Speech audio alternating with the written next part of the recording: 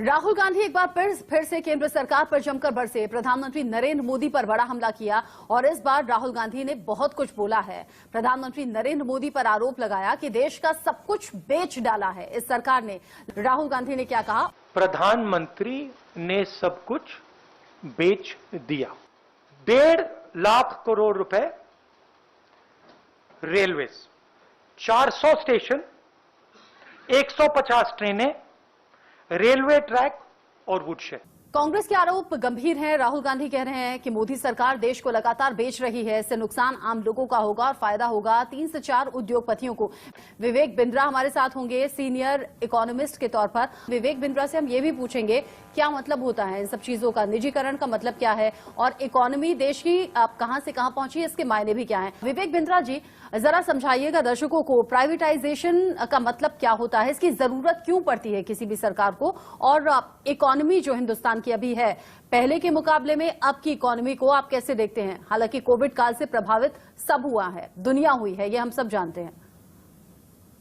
धन्यवाद, thank you very much. पहले समझते हैं कि आप वैल्यूएबल रिसोर्सेज को जनरेट करते हैं सरकार के लिए, आपके फिस्कल डेफिसिट का जो गैप है उसको कम करते हैं और डेवलपमेंटल प्रोजेक्ट्स के लिए आपको पैसा चाहिए। सरकार का काम होना चाहिए कि वो infrastructure, defence, education, health care और लॉ एंड ऑर्डर पे काम करे। सरकार का काम बिजनेस करना नहीं होना चाहिए। मैं ना सरकार, ना पक्ष, ना विपक्ष की बात करूंगा, मैं बात करूंगा क्या जरूरी है। So privatisation is not at all bad, it's a great move by the government. आपको पहले समझना है कि हमारे एनुअल रेवेन्यूज भी बढ़ेंगे इससे, वन टाइम रेवेन्यू आने के अलावा।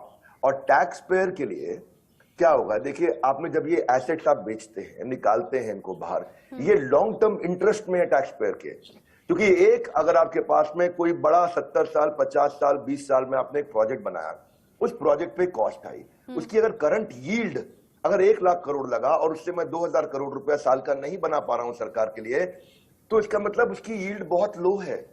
अगर मैं उसकी यील्ड बढ़ाना चाहता हूं और लाने के लिए मैं उस 1 लाख करोड़ रुपए अगर मैं बेटर यील्ड जनरेट कर सकता हूं, तो ये तो टैक्स पेयर के लिए अच्छी चीज है। पर मैं समझ सकता हूं कि विपक्ष की मजबूरी है कि उनको वो बात करनी है जिससे आम जनता को लगे कि बहुत नुकसान हो गया है, या पक्ष भी ऐसी ही बात करने का प्रयास करता है।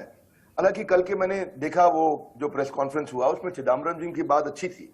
ही सेड वेरी नाइसली कि भाई स्टेक होल्डर्स को इन्वॉल्व करो, and I like that point. But overall I think हमारे पास जो स्टक फंड है इस समय, उनको हेल्थ केयर में, एजुकेशन में, इंफ्रास्ट्रक्चर में लगाना है, दैट्स नंबर 1। नंबर 2, डिफेंस का लैंड, रेलवे की जमीन, बाकी पीएसयू उनको लिक्विडेट इसलिए करना जरूरी है क्योंकि वो अनप्रोडक्टिव एसेट है। आप अनप्रोडक्टिव एसेट को रखें और चिपका के रखें, उससे कभी फायदा देश को नहीं होगा। दूसरा, हमने पहले भी देखा है कि पे राइज बढ़ता है डिसइन्वेस्टमेंट से, प्राइवेटाइजेशन से तनख्वाहें बढ़ती हैं, नई अपॉर्चुनिटीज आती हैं, करियर ग्रोथ होता है और नया एम्प्लॉयमेंट जनरेशन होता है। अगला पॉइंट यह है कि वर्ल्ड बैंक ने भी ये रिपोर्ट किया है कि लगभग $100 बिलियन से ज्यादा का प्राइवेटाइजेशन 97 में शुरू हो गया था। चाइना ने शुरुआत करी थी इसकी और लैटिन अमेरिका ने बहुत किया इसको। यूके को देखो, मार्गरेट थैचर गवर्नमेंट जिसने शुरुआत करी 80s में यूके के अंदर, पहले समझिए ये नारा उनका था कि government has no business to be in business.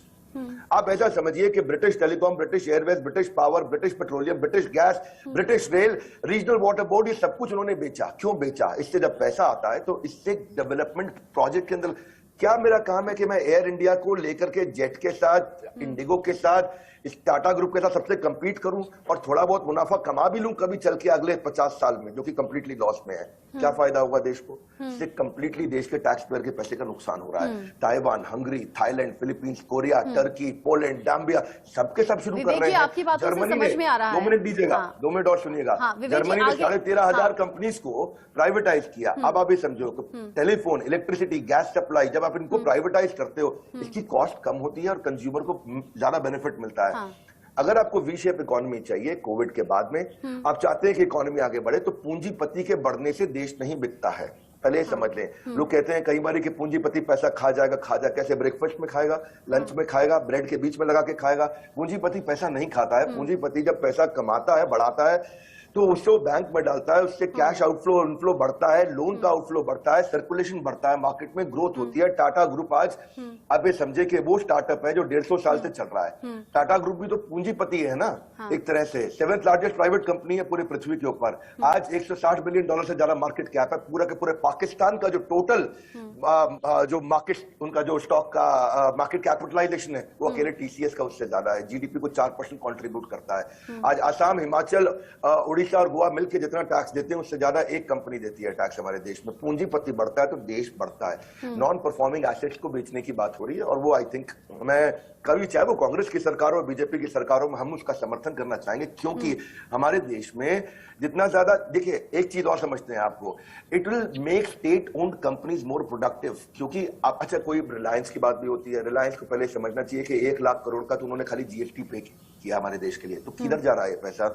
ये डेवलपमेंटल प्रोजेक्ट के अंदर जाता है। ये समझिए कि कस्टम एक्साइज ड्यूटी भी उन्होंने बहुत बड़ा अमाउंट 25,000 करोड़ दिया है। आप रिलायंस कैपिटल, अब रिलायंस ऑर्गेनाइजेशन को देखें, ग्रुप को, तो आज 2.5 लाख लोगों को उन्होंने नौकरी दिया है। फार्मिंग के बाद ये प्राइवेट सेक्टर के अंदर लार्जेस्ट एम्प्लॉयर है हमारे देश के अंदर। तो जब ये जाते हैं तो चीजों को एफिशिएंट बनाते हैं, क्योंकि रेड टेप से चीजें इनएफिशिएंट हो जाती हैं। पहले ये समझना चाहिए इस सारे प्रकरण में हमारी आम जनता की भी बहुत गलती है। इनको कुछ ज्ञान की कमी, नॉलेज की कमी है। देश बेच दें, देश बेच दें, देश बेच दें, देश बेच दें। कौन ले गया पैसा कोई देश को बेच के? किसके घर में चला गया पैसा? See this is basically a wrong narrative.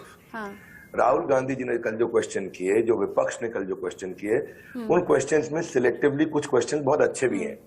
वो क्वेश्चन ये है कि मोनोपोली ना क्रिएट किया जाए, वो क्वेश्चन वो है। पर अगर आप ये देखें कि पीवी नरसिम्हा राव, उनकी गवर्नमेंट में 91-92 में शुरुआत हुई थी, पब्लिक सेक्टर फर्म के बंडल्स में म्यूचुअल फंड में और इंस्टीट्यूशनल इन्वेस्टर्स को दिया गया था।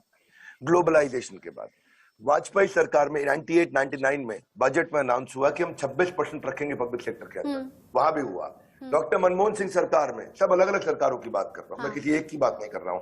नेशनल इन्वेस्टमेंट फंड 2005 उन्होंने एस्टैब्लिश किया और उन्होंने कहा कि क्षमा चाहता हूं, प्रोफेशनल इन्वेस्टमेंट मैनेजर्स होंगे जो इसके 75% प्रोसीड्स को सोशल वेलफेयर स्कीम्स में डालेंगे, एजुकेशन में डालेंगे, हेल्थ में, एम्प्लॉयमेंट में, सब जगह डालेंगे इसको। वो अलग बात है 2008-9 में क्राइसिस आ गया, बाद में बाढ़, वो ड्रॉट आ गया, बिल्कुल एकदम सूखा पड़ गया, 3 साल उसमें डिले हुआ। 2013 में वही काम आज अगर वो मनमोहन सरकार करती तो मैं उनकी तारीफ करता, वही नरसिम्हा राव सरकार करेंगे तो मैं उनकी तारीफ करूंगा। आपने जितनी बातें अब तक बोली हैं सब पॉजिटिव संकेत की तरह नजर आ रही हैं। आप सभी का हमारे साथ जुड़ने के लिए शुक्रिया।